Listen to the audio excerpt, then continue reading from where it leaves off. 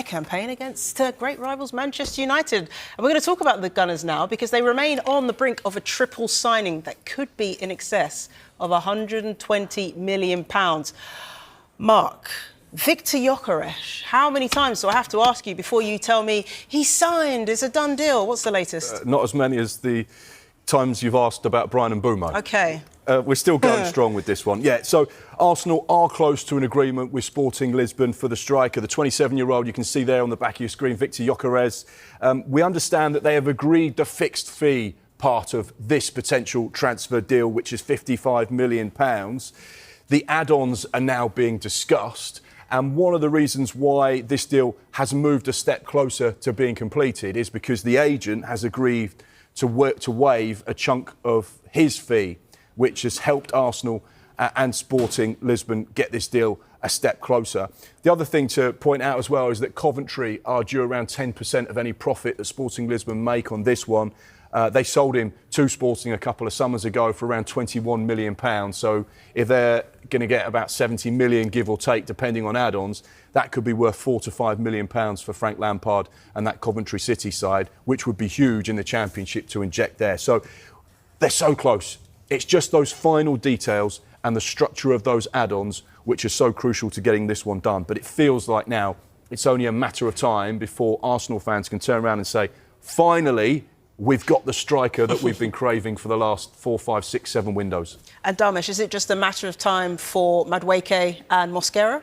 Certainly looks that way. Madueke, Noni Madueke, this one is as good as done. Personal terms on a 5-year deal have been agreed.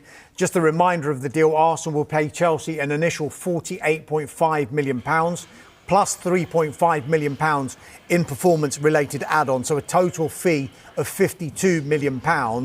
Formal announcement on that one is expected soon. Cristhian Mosquera, meanwhile, he's a defender from Valencia. He's in London for a medical ahead of his move.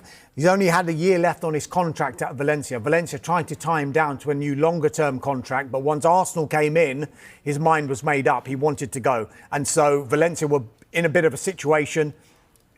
They thought if we keep him for another year, we'll lose him for free. He can basically talk to Arsenal in January about a pre-contract agreement and we'll lose him for nothing. So I think they're trying to come up with a compromise on a price. They wanted £25 million. We think Arsenal will pay a little bit less than that. It's an initial £13 million plus add-ons. And again, that one should be sorted in the next few days. So of all those incomings, Mark, is Arsenal still interested in Eza? They are. It's something that Damesh has been saying for the last couple of weeks on these transfer shows. The targets were a 10, a left winger and a striker, so they potentially were looking to recruit 3 new faces during the course of this summer transfer window. We know that they're interested in Eberechi Eza. They've been exploring the conditions of a potential deal. The key thing is that Eza would be open to moving to North London as well, which always makes things a lot easier. We understand that there is a release clause in that Crystal Palace contract of 60 million guaranteed with 8 million in add-ons. So it could be potentially as well, and what a summer this would be, Noni Madueke, Viktor Gyökeres and Eberechi Eza, that would completely transform what Arsenal have. When you add the young players and Bukayo Saka, suddenly Arsenal fans will be licking their lips saying, this is the type of squad, this is the type of strength and depth we want. These are the types of players that we believe can finally get us over the line. Yeah, imagine that. And as well as, you know, all those incomings, they, of course, will make the headlines, Arsenal spending money. But Damesh, it's also important that Arsenal tie down their young stars as well, and that's exactly what they've done. Absolutely. Look, the 3 players that are already in at Arsenal, new signings, 3 more are almost guaranteed to be confirmed in the next week or so. Miles Lewis-Skelly signed a new contract earlier on in this transfer window, and now it looks like Ethan Nwaneri is going to follow suit as well. I think Arsenal are advancing in talks over a new deal and a new long-term contract for Nwaneri. There's a willingness and a confidence from all parties now to conclude this deal. He's entered the final year of his current deal at Arsenal, so it was really quite emergent that Arsenal tied Nwaneri down now.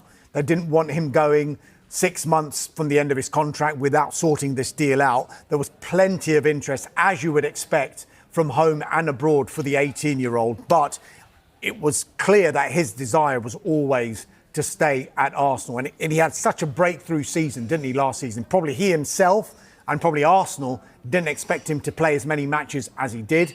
But the injury to Bukayo Saka opened up an opportunity for Nwaneri. I think he scored 9 goals for Arsenal in all competitions last season. And it looks like he's going to be there for the long term as well. Wow, big competition for places in this Arsenal team. And speaking of Arsenal, could their former player, Granit Xhaka, take it away? Wow. It was dramatic, wasn't it? It was. Good pause there. Arsenal close to agreeing a new long-term contract with forward Ethan Nwaneri. He has entered the final year of his current deal. Reports suggest that Chelsea striker Nicholas Jackson could be a target for Aston Villa, reuniting him with Unai Emery, who was his head coach at Villarreal. Bournemouth have signed keeper Jordi Petrovic from Chelsea for £25 million. Brentford have seen multiple approaches for Amari Hutchinson rejected by Ipswich. Brentford got close, but an agreement did not materialise over the structure of the payments. 18-year-old Brighton winger Yoon Du-yong has joined Eredivisie club Excelsior Rotterdam on a season-long loan. Burnley have had a £10 million bid rejected by Watford for striker Mamadou Doumbia. Question marks over the future of striker Nicholas Jackson, with a number of clubs interested in the Chelsea striker. Eberechi Eze has returned to Crystal Palace training amid interest from Arsenal. The type of European football they play next season will be a big factor in his and any potential new signings' decision-making. Mason Holgate has joined Qatari club Al Gharafa on a 2-year deal. He was a free agent after his contract at Everton expired. Fulham club captain Tom Kearney is back on board for another year. His latest contract means he's about to start his 11th season at Craven Cottage. Leeds United are pressing ahead with a move for Hoffenheim defensive midfielder Anton Stach after agreeing a fee for Newcastle's Sean Longstaff. Liverpool have opened talks with Eintracht Frankfurt over the signing of striker Hugo Ekitike. Eintracht Frankfurt and Nottingham Forest both pushing to sign Manchester City midfielder James McAtee. Marcus Rashford is Barcelona's top left-wing target as Manchester United look to offload 5 players, including Jadon Sancho, Anthony, Alejandro Garnacho and Tyrell Malacia. Newcastle United deciding whether to go back in for Eintracht Frankfurt striker Hugo Ekitike after having a £70 million bid rejected. Nottingham Forest have signed 19-year-old Gambian striker Lamine Silla from Olympiacos. The Greek club is also owned by Evangelos Marinakis. Listen to this, Sunderland are exploring an ambitious move to sign Bayer Leverkusen midfielder Granit Xhaka. Tottenham Hotspur's move for Morgan Gibbs-White has stalled as Nottingham Forest threatened legal action over their approach for the England midfielder. Spurs had triggered his £16 million release clause. West Ham United in the market for more signings after the signing of left-back El Hadji Malik Diouf. Well done. Wolves remain close to completing a move for Fluminense winger Jean Arias for £15 million. And that completes the Premier League wrap. But could this be their most important bit of business this summer? Dan James recently signed a new 4-year contract extension at the club after cementing himself as a key part of Daniel Farke's side with 21 goal contributions.